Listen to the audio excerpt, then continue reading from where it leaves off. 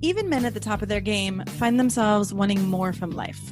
Whether it's more meaning, unshakable confidence, a bigger impact, more money, deeper love, a hotter sex life, or a powerful legacy. Find out how good your life can be on this episode of Man Alive. Also, if you're not satisfied with your love or sex life, I want you to know that I get how painful it is. Sometimes it's hard to know what to do to change things up and get the results you want. But having spent 20 years as a dating and relationship coach, supporting thousands of men to have the relationships and sex they want, I know it's possible for you when you get the right kind of support. As a woman coach, I bring a unique advantage by helping you understand how women think and feel and why they say and do things that can be so frustrating for you. My specialty is being able to tell within minutes why you're losing attraction, trust, or respect from women, and how to turn that around. Even though you've likely been raised to think you should be a man who doesn't need any help, it just doesn't work that way because none of us were handed a guide to love or sex. So every month by application, I open my calendar to a few men for consultations. Men are amazed to walk away from these sessions feeling more confident in and out of the bedroom. Coaching isn't for everyone. I work with men who are willing to be honest about their role in the situations they've created. So if you're still playing the blame game, this isn't for you. But if you're ready to take action and have a love and sex life you feel great about, book a time to meet with me. Go to shanajamescoaching.com/consult and fill out the form to tell me more about you so we can set something up. That's shanajamescoaching.com/consult. Enjoy today's podcast. Hello and welcome to this episode of Man Alive. I'm Shana James and I'm here today with Shaun Galanos. We are going to do a joint episode. Welcome, Shaun. Thank you for being here. Thank you for We being both get here. to thank each other because we're both here on each other's shows. So your podcast is the Love Drive podcast. That's for my Man Alive folks. Will you give a little intro about the premise of your show and who you are, and then I can do that for your people. Sure. My name is Shaun Galanos. I'm a love coach, and I'm also the host of the Love Drive podcast, which is a podcast about emotional wellness. Awesome. So that we can be more connected to ourselves and to other people. That's really basically what it comes down to. I love it. And speaking of that, I didn't say that today we're actually going to talk about men's tears and how to support. One of our ideas was how to hold a crying man, right? Like how to actually, but to be serious about it, how to actually support men's tears and vulnerability, because I believe there's a crisis happening these days where men are not supported to be vulnerable, and it's not as accepted as I think it really needs to be. It's like the chicken or the egg.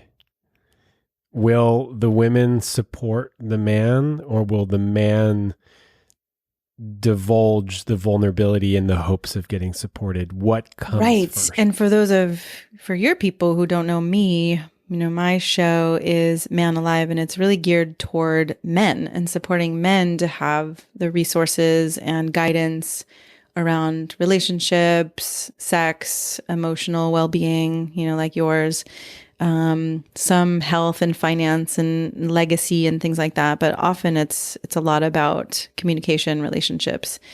I love that you just brought up, right? Like who's going to go first? Because a lot of women actually do listen to my podcast too, and they say how much they learn about men and that it's helping them have better relationships with men.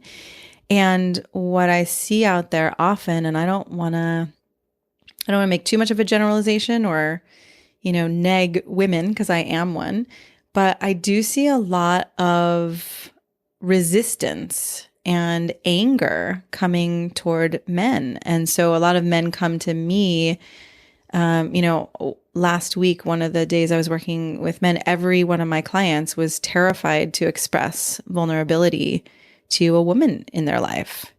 And, that says something to me, that there isn't an open reception to men's vulnerability.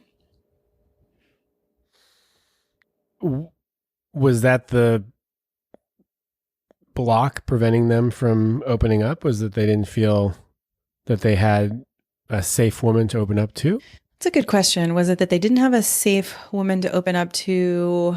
I mean, a lot of them have had past experiences of sharing with women and having it not go over very well, either ex-wives or ex-relationships. A lot of this, I think, goes back to mothering or, old family relationships. There are a lot of men who come to me. I'll say, well, have you tried talking about that? Right? Like there's something going on in their communication or intimacy or sex life. And I'll say, well, have you said that to your partner? And often they say, no, I feel too scared. I feel like she's going to be repulsed by me, or she's going to leave or not be attracted to me. So some of it is experience. And then I think some of it is more just, in the field, the sense of what could happen, the danger. So what could happen? I'm actually curious. Because I know that's what I was going to say, I actually, because I'd love to hear for, you as a man, and I can speak to this, the women's side of holding men's vulnerability too. But yeah, what happens for you? Or you said actually your partner is really supportive. Yeah. Before I jump into that, I'm curious. Let's just speculate at what is so scary about opening up. It's a question I ask my clients very often. Oh, I'm scared of doing this. Okay. Well, what's so scary about that? Oh, well, and then they give me the answer, and then it's okay. Well, what's so scary about that? And if we do that game long enough, it there's like nothing. So usually it ends up with I'll be alone or I'll die, right? I think those are the two where it ends up going to like the bottom of the well. I mean, and I think with this one, often I'll be alone actually is the root of it. Oh, my partner's going to leave me. Basically, if I express vulnerability, my partner's going to say, you're a weakling. I can't trust you to take care of me and this family anymore. And I'm going to go find somebody better, even though we have kids together and all these other barriers to actually meet. Well, right. So there's the actually physically leaving, and then there's more of the emotionally leaving or sexually leaving, right? Like my partner will pull away emotionally, or my partner will pull away sexually, or right, my partner won't trust me anymore. My partner will find other people more attractive. And you spoke to that sense of manliness that I'm so glad, right, that that's not a dynamic in your relationship, and it's not a dynamic in my relationship. My partner gets really vulnerable and cries and expresses. But I think in the common people, the common culture, I think there's a lot of that happening.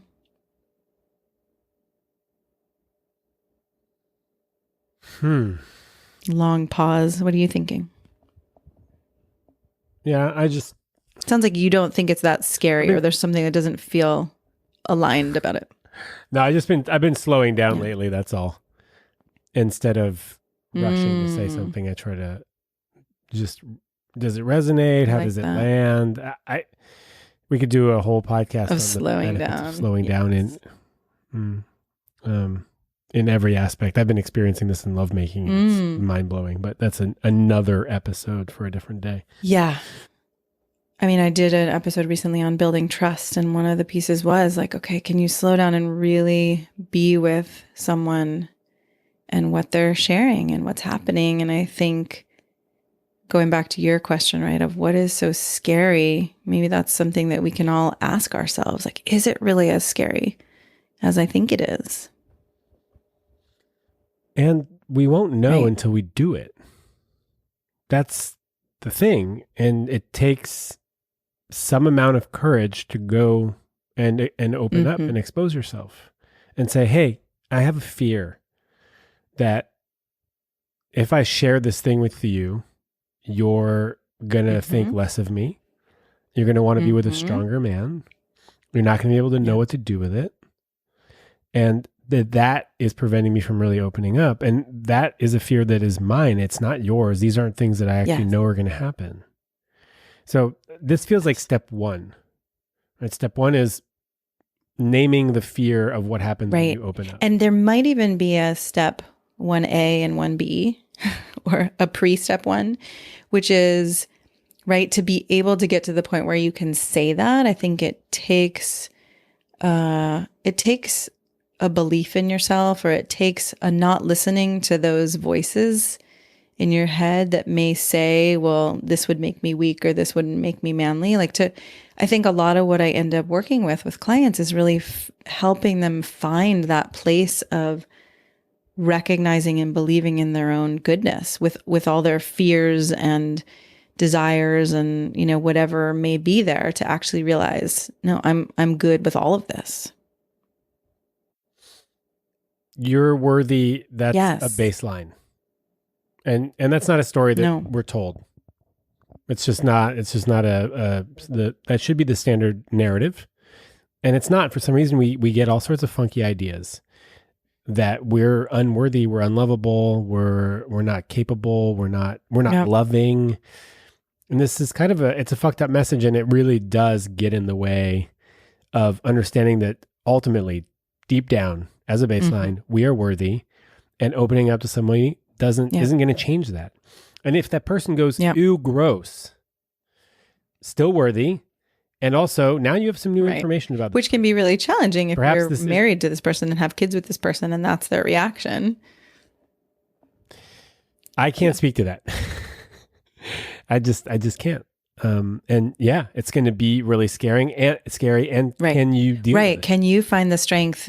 And this is, I think, another thing I actually tend to work with men a lot. It's like, can you find the strength in yourself to say, hey, I actually need this? Not in a pissed off, angry, fuck you for not giving this to me, but in a way where there's no defense, there's no needing to prove anything. It's just like, hey, if we're going to actually do this, I need to feel close to you, or I need us both to be vulnerable with each other, or whatever those needs are, to really stand up for yourself.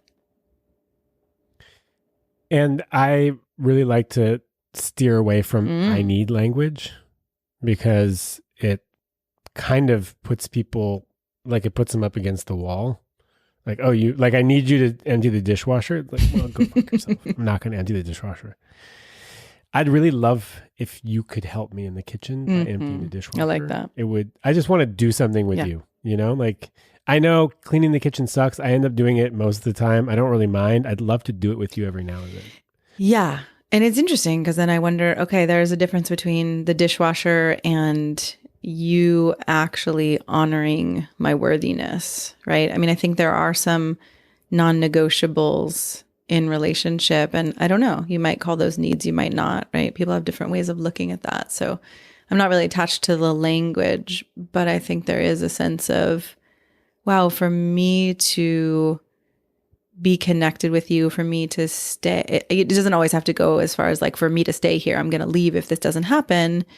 But I think there is a willingness to stand up and say, I really want this to be a part of our relationship, or I need this to be a part of our relationship. I get it.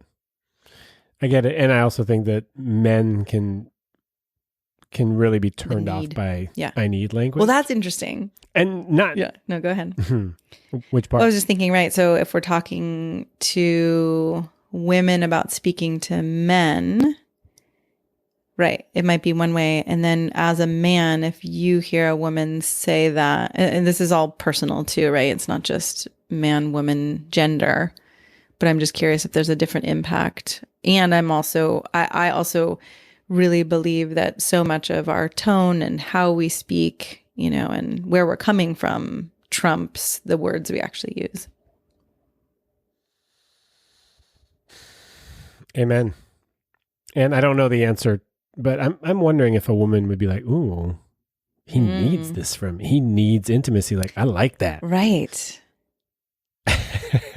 What you're saying is, as a man, if I tell my woman, I need you to be more... that's a tricky one.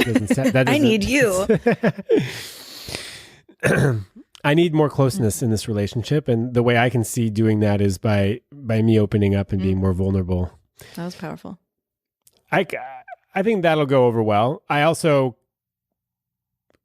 really struggle to see a world in which that becomes the standard way that men communicate with women.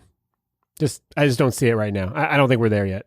Maybe I'm a pessimist. I don't know. Yeah, I think we're getting closer. But the thought I had too when you said that, and I actually really appreciated how you worded that, is that if a woman were to say, if a woman were to have a really intense reaction to that, or get angry or lash out or something, then likely that would be because she didn't feel capable, or, she felt threatened in some way. And like you said before, can we let that be the other person's rather than it has to mean something then about me? We're going deep. We're going deep. And I like it. I'm curious. I wonder if we're putting the cart before the horse. I know. I was just thinking of questions like what the benefits are of even crying with a partner or being vulnerable or emotional. But you tell me what you were thinking too. That's great. I'm going to go there. My whole mission is to help people cultivate emotional intimacy so that they can be more loving and more connected to themselves and others, right? You can only open up to somebody to the level that you can open up to yourself. It's just baseline. Yes. So I think we're talking about like advanced moves here, which is fine. We have audiences that we have an audience that is in some people are going to be able to connect with that. Other people, it's just going to be too much of a stretch. And the goal of relationships is to experience closeness. I mean, that's at all levels, right? Spiritual, physical, emotional, intellectual. Am I missing something? Did you say sexual? You said physical. I said right? physical, but yes. Okay. Yeah, we can go sexual too. So closeness in as many ways as each of the people want, right? And for me, more closeness equals more bonded, more intimate, more having each other's connected. back, trusting, things like that. More secure. And we can do more together. It's like the sum is more than, what is it? Is it? The sum is greater than each of its parts, maybe. Yes. Thank you. Right? So we support each other. We want what's best for each other. Okay, that one you just said. And the wanting what's best for each other feels huge to me because I think, well, you tell me if I'm going off track here, but I think that oftentimes in relationship, if we feel threatened by what would be best for our partner, if it seems like, well, then the partner would be growing too much and maybe leave me, or there's some way that it would create a distance or something like that, that can get a really tricky one. And I think that vulnerability really, in my view, usually is best for each other, or best for ourselves. Like when we can actually be vulnerable, people end up being more relaxed and more free and more alive and more able to be loved and loving. And why wouldn't you want to support your partner to be the best version of themselves? I mean, I do get that it's scary. Yeah. Actually, I know the answer. It's scary because they might, like you said, they might leave you behind and they might stretch you or force you to grow in areas that you don't want to grow. And my favorite definition of love is M. Scott Peck's, the extension of oneself for the spiritual growth of another. I'm paraphrasing. Right? It's actually the extension of oneself for the spiritual growth of oneself or another. Right? So loving yourself, there's going to be growth there as well. There's going to be an extension. And so can you extend yourself to support your partner's growth? Because if your partner grows, the relationship grows. And of course, the risk is that it grows apart. But that's a risk that is present anyways. You can't do anything about that. So let's nurture it as much as possible. And if it grows apart, it grows apart. But we're doing it for the right and that reasons. is a premise that I think a lot of people don't have, right? If this grows apart, it grows apart. I mean, I think I have learned in my life that that's the way I like to set a context for a relationship is, we'll do everything in our power to make this work. But if ultimately we're not each feeling like we're growing or, we're alive and well, then we could actually set each other free.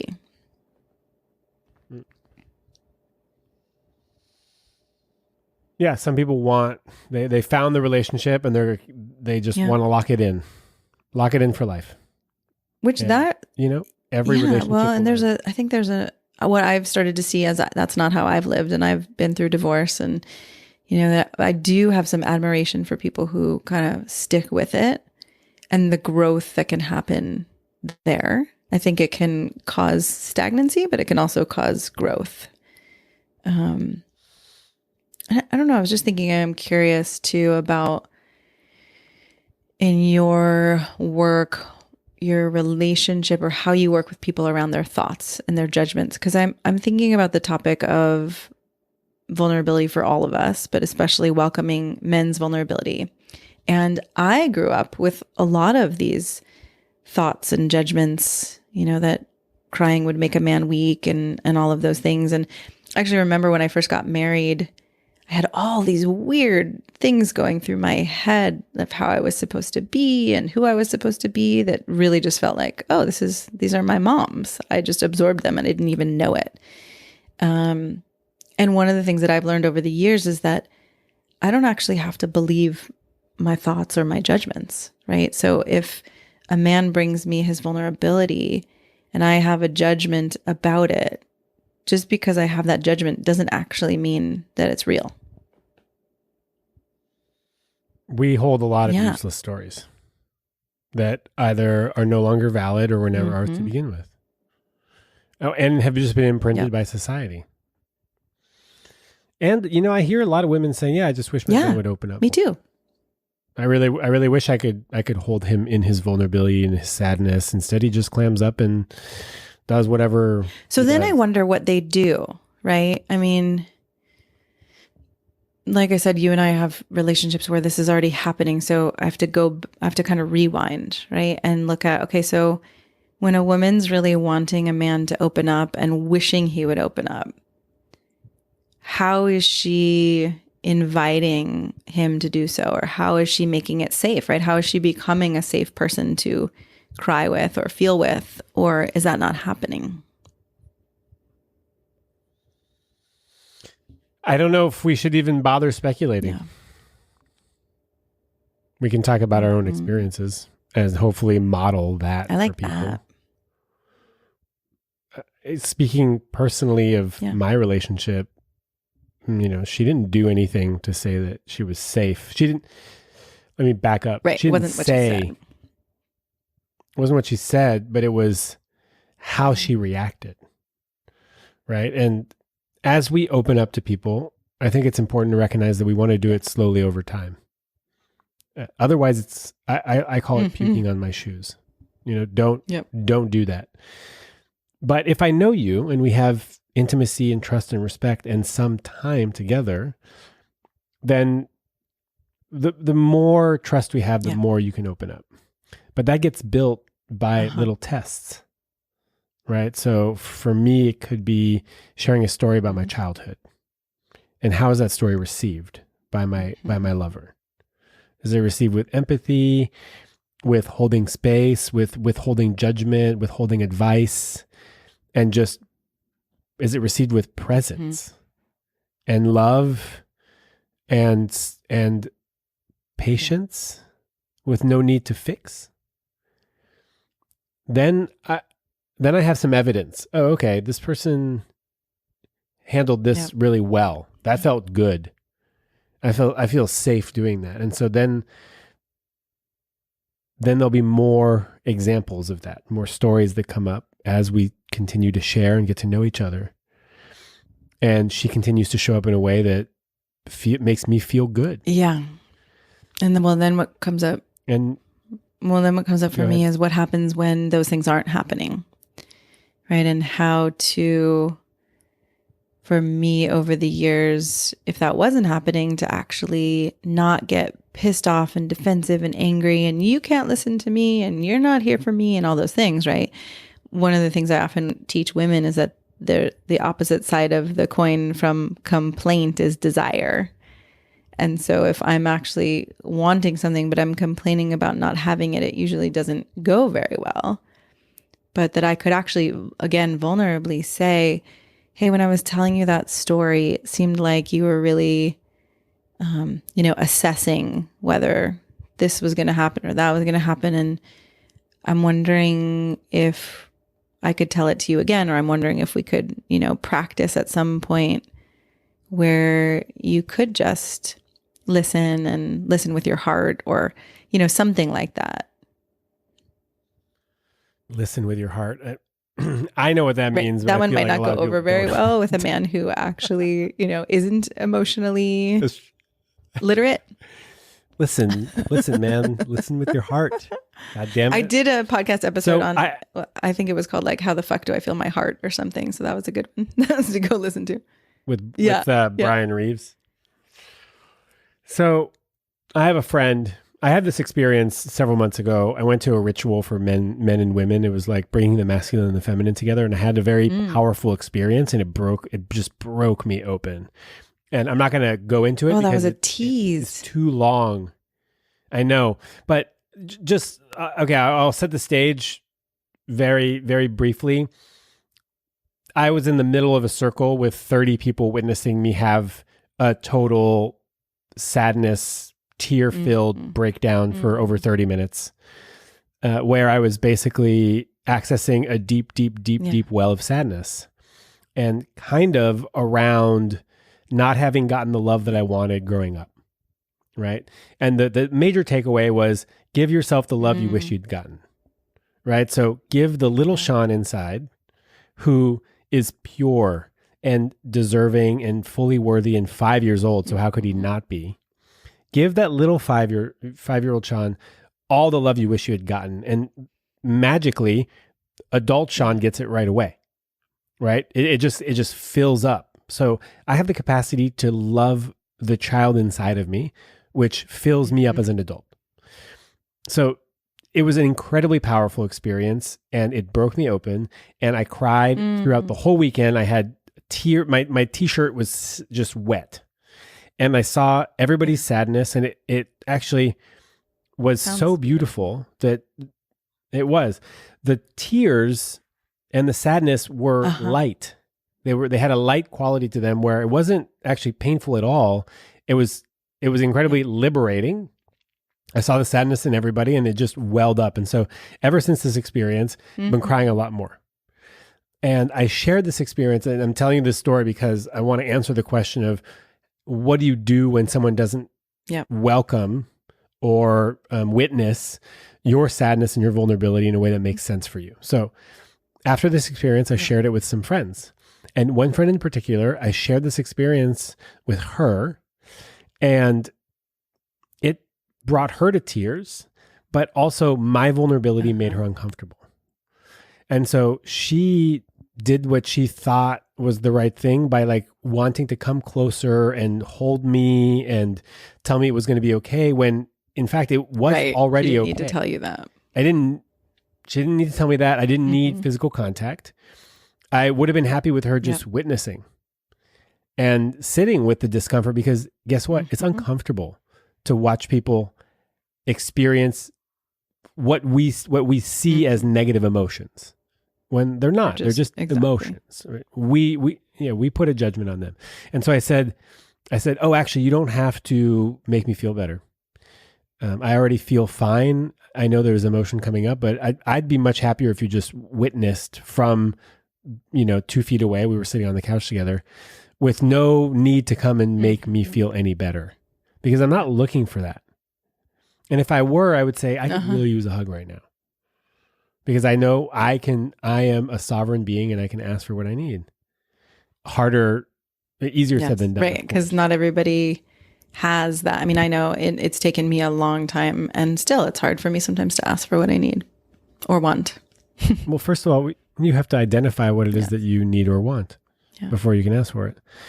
So it's possible to get a reaction that isn't one that supports you in that moment, and to say, actually, that this is what I would like more.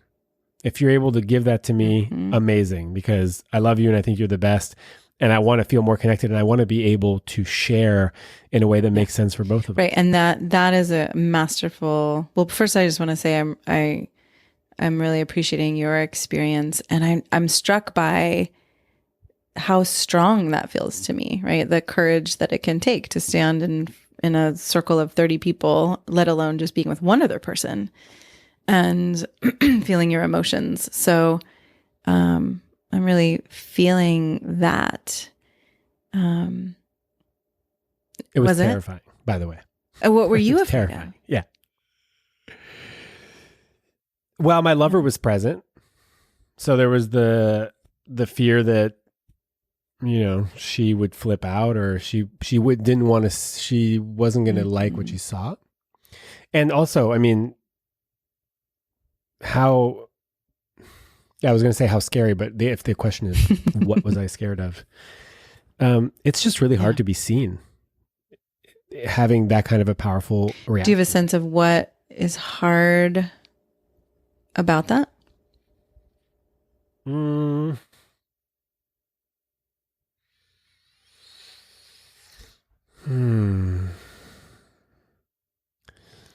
We don't really have a lot of training in how to show up. I mean, we're still talking about the same thing. Yep. How do you open up? And I guess the fear was judgment, or the fear was of looking silly or weak, or not knowing how to do it. And guess what? It was such a powerful experience and made almost everybody cry. And there was women there that were saying, thank you so much for what we witnessed was, I was going to say healing, repairing, relieving, right? To witness a man do that to that level, it broke a lot of people open. But it's scary. It is. I can't pretend like it wasn't, and that it's not. And that it might not be every time, right? I mean, I still feel fear when I get vulnerable with my partner. And I know there are ways that he feels scared when he gets vulnerable with me. And what are those fears for you all? I think it's similar. I think it's really comes down to, are you still going to love me? Are you still going to want me? Are you still going to see my value? Which, I mean, if I put it in more common terms, right? It's like, are you going to think I'm, for me as a woman, like, you think I'm going to crazy, too emotional?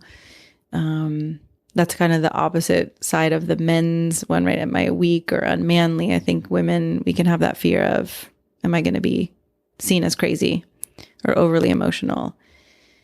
And are you going to leave? I like seeing emotional women. I don't know what the deal is. I don't know why we're scared of that. I mean, well, that's an interesting question too. Like, why are we scared of it? I mean, is part of the fear that I'm supposed to fix it and make it go away? Versus, wow, like you were saying, it's really healing for me to just have someone sit there with me and sometimes hold me, or, hold my hands or whatever, or just be there and remind me that this doesn't make me ugly or bad or unlovable. Here's some level 1 language for anyone who's struggling with their partner's emotionality when they're describing something. That sounds really challenging. Yeah. Or that sounds really sad. Or that sounds really fucking crazy. I mean, not that you're crazy. Right, the situation seems crazy. Or you seem really upset by this. It makes sense that you feel. Oh, I like that one. That one just hit my heart. It's one of my favorites. I shouldn't have.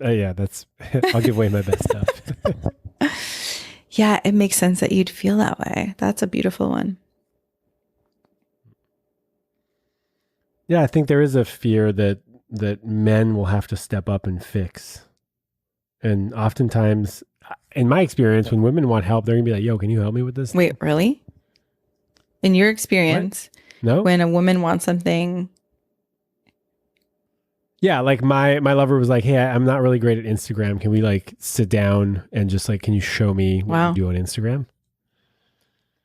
But if she doesn't ask me for help, I either ask her if she wants help or Yeah. I don't offer. Well, I could have a whole thought on that.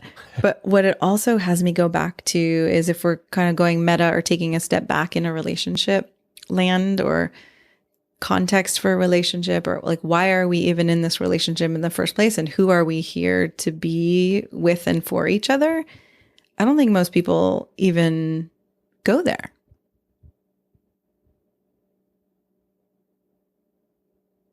Tell me more. Well, when I'm working with men who want to have more vulnerable conversations with their partners, the first step I often give them is to have a conversation about wanting more vulnerable conversations rather than to dive into a vulnerable conversation.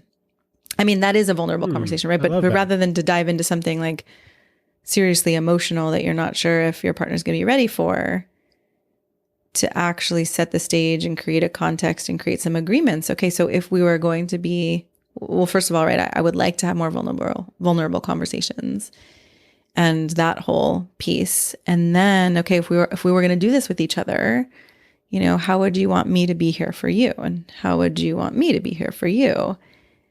And actually setting that stage for the conversations to go better.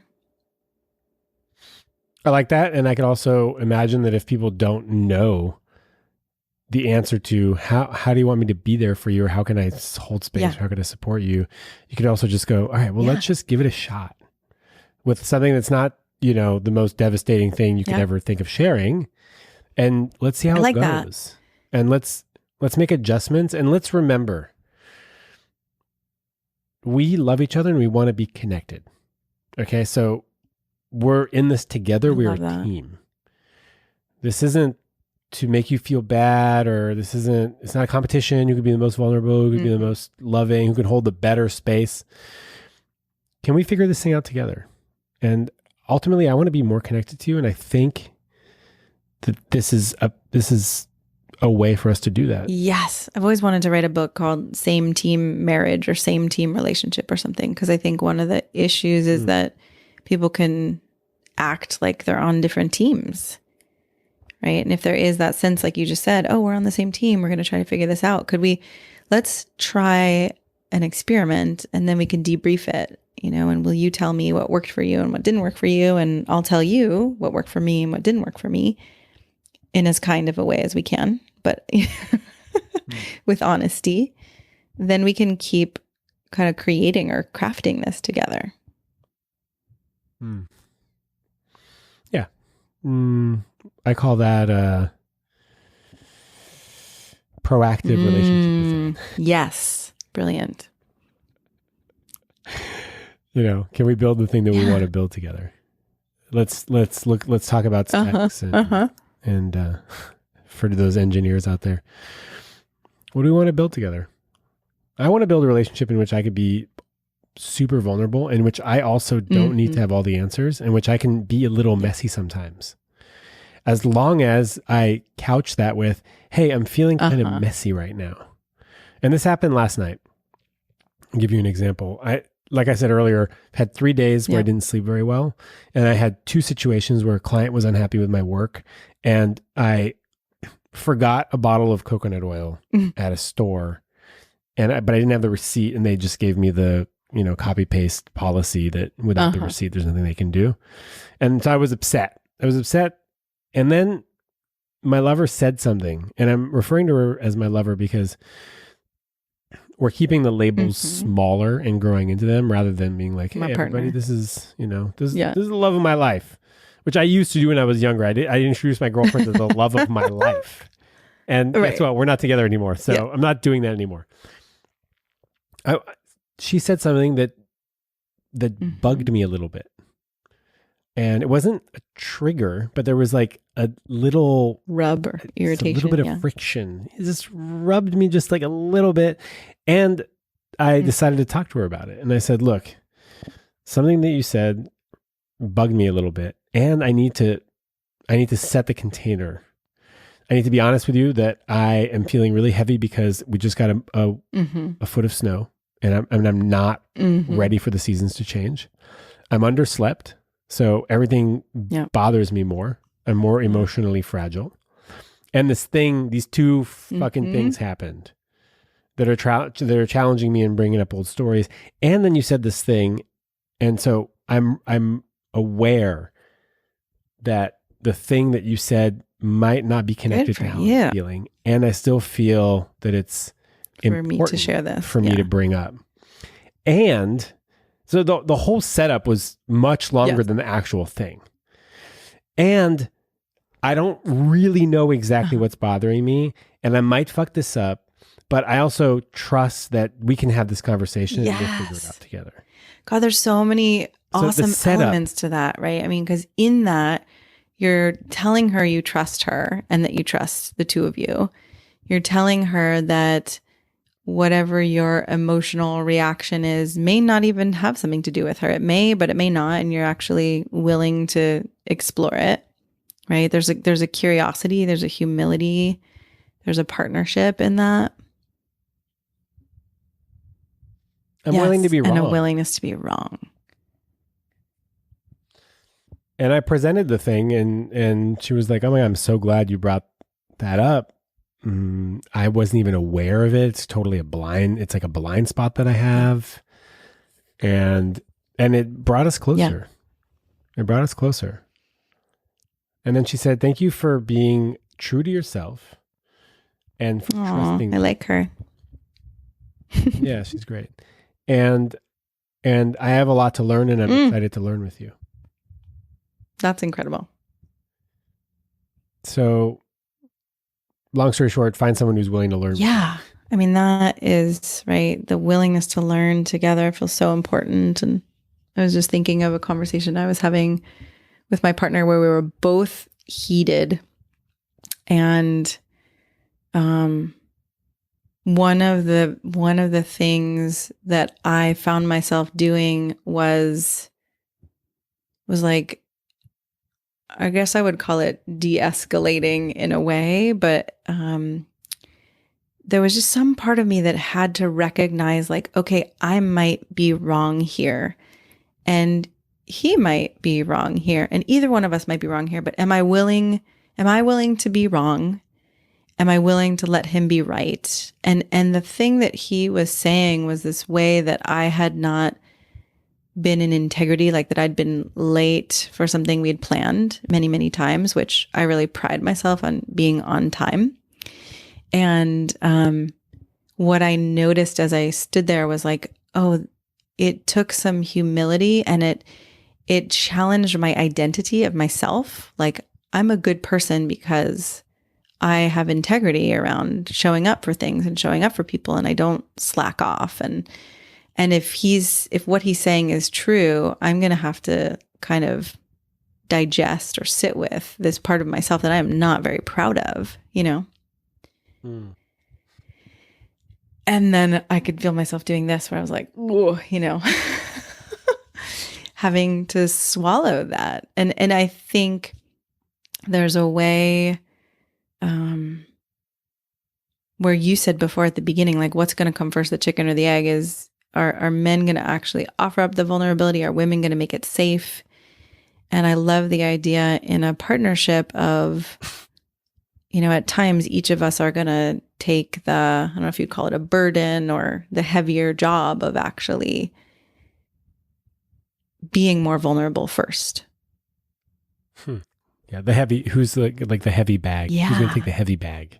And recognizing that, like, if I do it this time, my partner is going to be way more likely in the future to be able to do the same, or to cop to something, or to say like, oof, that's really hard to swallow, but I can see that I might be doing that thing that you say I'm doing.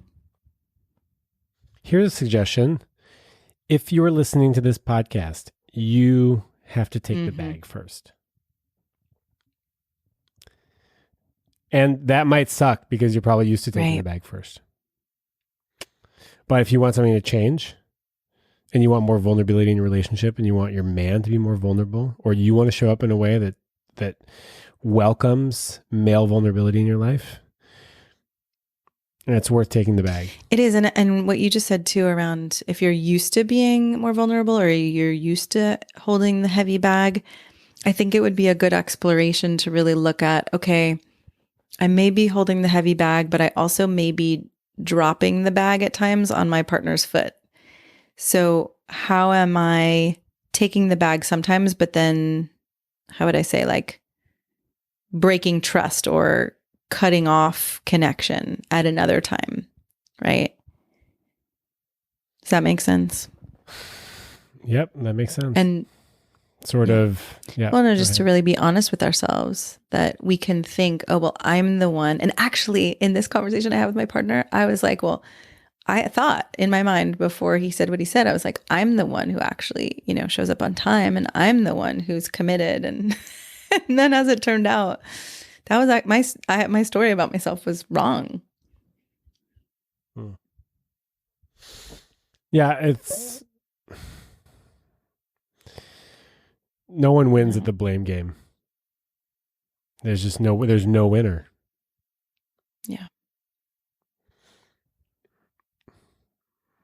I just did a podcast with Dr. Robert Sternberg, who came up with this triangular theory of love. Every long-term relationship happy needs intimacy, passion, and commitment, and enough of it. And also, you have to both be clear on what love means to you. So same definition. And it's like the triangular theory plus what does love mean to you plus are your expectations of the relationship. Ooh, wow. Are they realistic? Huh. Right? So can this relationship actually provide me what I think relationships can provide? If my expectations are unrealistic because they've been based on Hollywood or books or whatever, then I'll never be satisfied because the relationship will always fall short. And he made this example of basically always placing your partner first. Interesting. But if both people do that, then you're like fighting over each other to place the other right. first. And then you're not worried like, oh God, I'm going to be left out every time, or I'm going to come last. Both people are like, just like, I choose you. I prioritize you. We're both prioritizing each other. There's an insane amount of generosity present in the relationship. And that also means assuming good intentions. Your partner wants what's best for you. That is one of my favorite. You want what's best for them. To really like assume the best and assume good intentions, and then get curious if something doesn't happen that's aligned with that. Like, oh, I had this idea of you that you're this way, this positive way, and something didn't happen. So what's up? What happened? Versus, I can't believe you, I should never trust you. Yeah, motherfucker. I feel like we're just masturbating over relationships because we feel the exact same way about how to have a successful one. Yeah. Yes. I have a question for you. How do you hold space for your crying man? Well, one of the things that actually is helpful in my relationship is that we have a practice where we set a timer, and it happens to come from a spiritual practice that we both share, but I'm also seeing the value of that without a spiritual practice. Like sometimes the fear for any person is, oh God, if this person starts being emotional, it could go on forever. And am I going to be here all night with a crying person, So one of the things, there are worse things, but for some people, that's not the ideal evening. That is the worst. That's the worst thing. Right. So one of the things we do is actually we set time for some of our experiences. Another thing that we do at times is that one of us, or so let's say if I'm holding space for him, he will speak and cry and whatever he needs to do, and I won't actually say anything for a set amount of time. And part of that what we've both found is it helps us each stay connected with ourselves and not try to, be there for someone else or be a certain way for someone else, and not get interrupted with those offers of fixing or trying to make it better. So that's been really helpful. And then, aside from those more structural things, I think one of the things I often do is remind him that I know that this is a part of him, and, he's a whole human being, and his emotions or whatever is going on doesn't have me view him as this is all he is, or he somehow becomes smaller in my view. So there is a kind of reminder of, I love you, I appreciate you, I see you, and I'm holding this as a part of you, not all of you. I love that. And there's a question there. I don't think we do enough. No. And I don't think we do enough of that. I don't think we celebrate vulnerability or whatever it is that we want more of. We should be celebrating it as much as possible. So what my lover says is, I love it when you show me the courage to be that vulnerable. It reminds me that I made a good choice to be with you. Yeah, right. Really acknowledging, like, I feel, and something else I say is, I feel closer to you, which most often is the case. Every once in a while there's some kind of expression that either I get scared about or something triggers me. But for the most part, it's like, oh, I feel closer to you because I know what's going on with you, and you've let me into your heart, and now my heart is opening, and, we actually get to be intimate together. And often if I've felt kind of flat or a little bit distant, or, there's like a lull for a day or a week or something in a relationship, and he expresses something vulnerable, my heart will often open and soften toward him. And I love that. I love what your partner does, like really continuing to appreciate and acknowledge, this is what I love about you, or this is why I'm so grateful for you. It's like positive reinforcement for dogs. She gives me treats every time I do it. She tells me how much she loves it, and that she is just continuously amazed at my ability. And it's when you get that, makes you want to do it more. Totally. That's just all there is to it.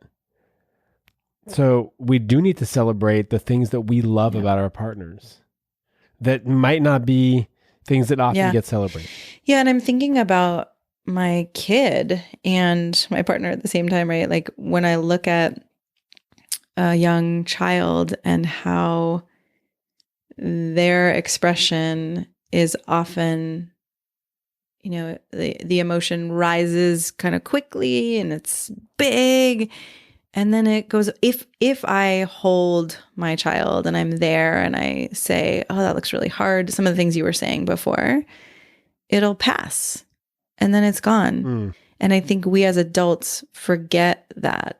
And there is a sense of, oh God, some kind of dread, or is this going to take forever? Or, or our date night is going to be ruined or something like that. But it's really powerful to allow for that wave of emotion to come through.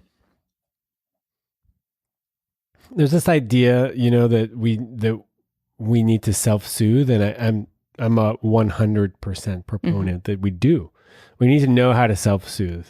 Absolutely. No doubt about it, because when someone else isn't available, and oftentimes they're not at the time that we really need them to be, we have to be able to depend on ourselves to repair and to soothe and to just take care of. But man, co-soothing is incredibly powerful. It is. Just so fucking good. And we can't expect that all the time, but when it happens, it's gold. And being able to express something to your partner in a vulnerable way, and for them to say, I hear you, I love you, and I'll do whatever I can to make this better. It can change. It can change your life. I was going to say, like, it could change the mood, and then it could change the weekend. It can change your life. It could change. Right. I mean, that's the kind of support that I think a lot of us didn't feel when we were young. And that is a foundation of us really feeling worthy, like, oh, someone actually wants to be here for me and with me. Hmm. I love your little, put a diminutive on your practice. I love your Me practice little practice. of your little practice of sharing. And we do something called heart to heart. We go, hey, let's have a heart to heart. And we set a space. Usually there's a, like, sheepskin or something. There's always a candle. There's sometimes, yeah, nice and we put it in the middle and yeah. And then I have a lot of bolsters and stuff because I'm a man and my hips are tight, and she's sitting flat on the ground, with the yogi pose with her flexible hips, feet behind her. Yeah, totally. And we light a candle and we light some Palo Santo or some copal or whatever's around, and we take turns. You take turns, like going back and we forth. We don't put a timer. Yeah, we go back and forth and we just talk about what's present for us. And the other person just listens. And when it's the other person's turn, it's not a time to respond. It's a time for you now to just share what's present for you. If you're the sharer, you're the sharer. Well, you're the listener. Yeah, exactly. Vice versa. And sometimes you will respond because something comes up, but it's not like, okay, well, when you said this, it's not about that. It's not a he said, she said. It's, this is what's real for me right now. These are my fears. I mean, desires, needs, fears, boundaries, all this stuff. It just comes up. And it's incredibly liberating to just get all that stuff out there. I love that. And I think most couples that I know don't do that. And I see for myself, and it sounds like for you, right, how much more safe and connected our relationships become as a result, rather than sweeping all the stuff under the rug and kind of not talking about it, not looking at it. The safer we feel with our partners, the more we can share about what's going on.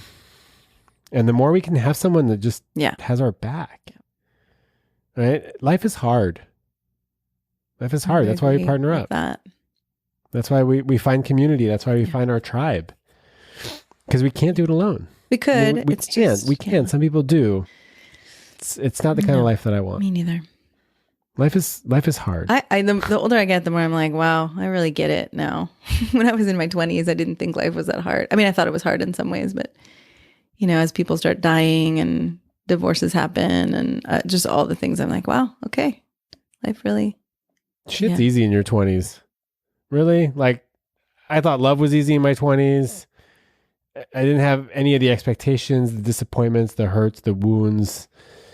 None of that stuff. It just was like I fell in love easy and it was awesome, and I probably loved people really poorly and I didn't care because I didn't know any better. And maybe that's part of this. It's like, okay, how do we, as we get older, really, learn to be generous and hold each other's hearts in this way and care for each other with all the baggage and with everything we've gone through, right? It takes a little more than it did when we were younger, but I'm finding it's worth it. Hell yeah, it's worth it. Yeah. And more than that, worth it. We are worth it. That was a good note to end on. We're worth it. We really are. We're worth the kind of relationship that really supports us and supports our growth. Right, which goes back to something I was saying before, like to be able to stand up and say, not a threat, I'm leaving if this doesn't happen, but I really want this in a relationship. I really want to be close to you. I really want to have, to be able to share things and have us listen and be here for each other, right? That we are worth that, to know that we're worth what we really want.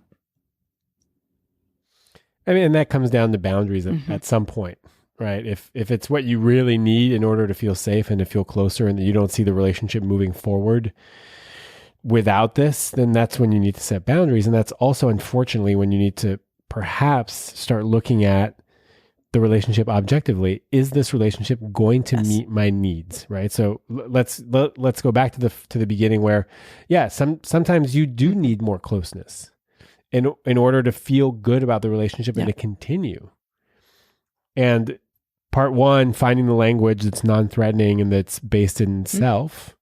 Right. This is what I would like for us in terms of more connection. And if that's not something you're willing to do, that's okay. I don't want you to do anything that you're not willing to do. And that means that I might Yeah. start pulling away, because this is ultimately what I want out of life. And we should What all we be want. getting what we want out of life, or at least moving towards it. And yeah, it's hard if you have kids and you're married and you've got joint finances. It's hard. And it's people have been divorcing for decades. There's a whole business around it. You can divorce, you can leave your partner. You really can. If that's what it takes to actually feel your own truth or your own aliveness. And I love the idea of trying some of these things first, so that, if you haven't tried any of these things, right, then there's a lot that could happen. Well, the thing is that you can want to try things until you're blue in the face. But if your partner's not into it, your partner's not into it. It takes two to repair. I often see, though, that when someone recognizes, okay, I'm going to hold the heavy bag, but I also have to look at how I've been throwing the heavy bag around and whacking my partner with it, right? That things can change. But I agree. Sometimes it gets to the point where, all right, we got to call it. This isn't working. But try everything first. Try everything else first. Try. All right. I don't know how to end this, really, because neither one of us is in charge. You know what I mean? Oh, how do you usually end your podcast? We'll do both. I usually end by having the person on the podcast share, what do you want to leave people with? Or if we ended this without you saying it, what would you regret not saying?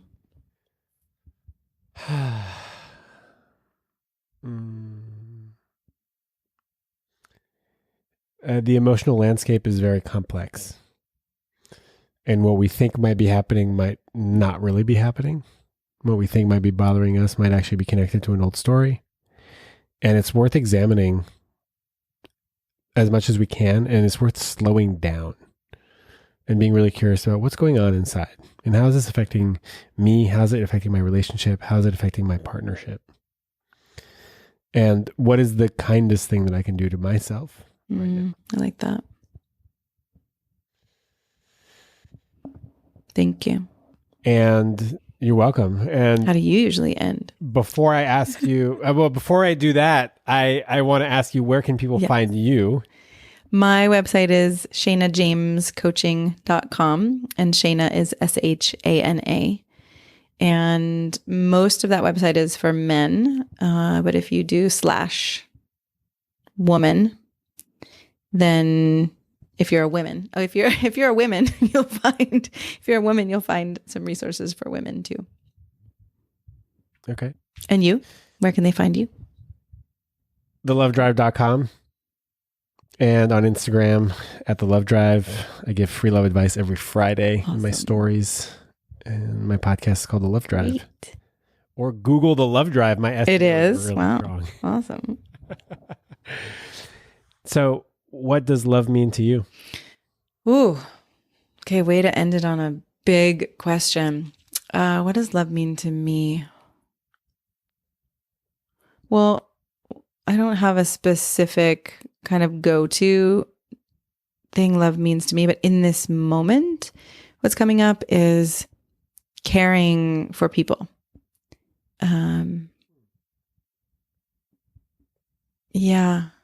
Being generous with my care, which doesn't have to mean I'm always, only listening or always only being sweet or whatever. But maybe there's something around wanting the best for someone, caring that person actually has the best life they want, the love they want, the intimacy they want, the connection, right? Wanting all of that for someone as much or more as they would want it for themselves. Nice callback. Yeah. There's no wrong answers. No, I know. I don't have it that there's a wrong answer, but that's what's there for me in the moment.